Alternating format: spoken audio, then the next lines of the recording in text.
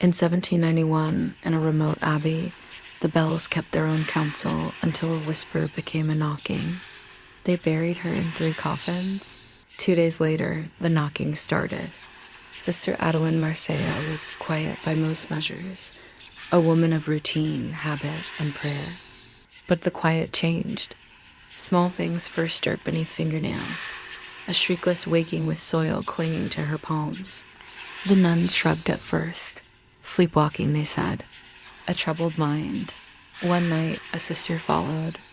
She found Adelinde standing in the Abbey cemetery, barehanded, digging into frozen earth with fingers that should have been meek and gentle.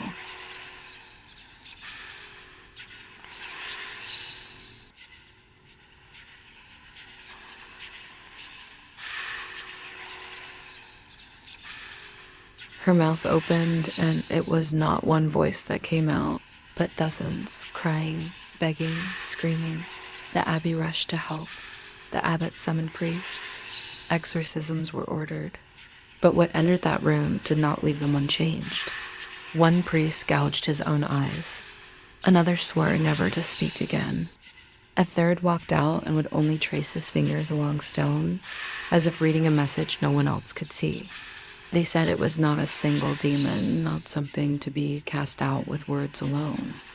They described it as a congregation beneath her skin, voices that argued and strategized, a multitude that refused to be dismissed. When Sister Adelinde died, the church refused to inter her in hallowed ground. Perhaps they feared contagion of spirit, or simply the unknown.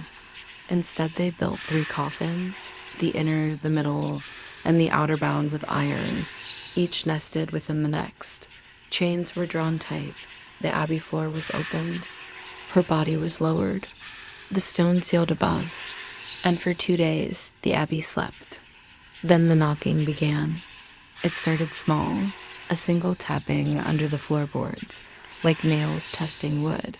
Rhythmic, patient, it never stopped. The sisters tried to ignore it. They tried to pray through it. They sealed the room. They hammered more boards, poured mortar. Still the knock. Sometimes, when the abbey slept, they heard a voice beneath the floor, a voice that said, "Let me out." Not once, but again and again, as if the voices below recited the same plea to the same stone. They sealed the chamber entirely. But the story did not die. Even decades later, sisters who tended the abbey swore they could hear knocking beneath certain floors. Local villagers told of the sound starting on quiet nights, of nails loosening as if pried from below.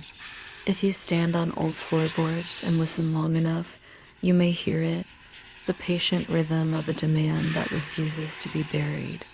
They buried her in 3 coffins. They thought that would be enough. The monastery disagreed.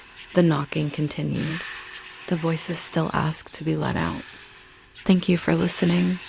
Subscribe for more stories from the shadows.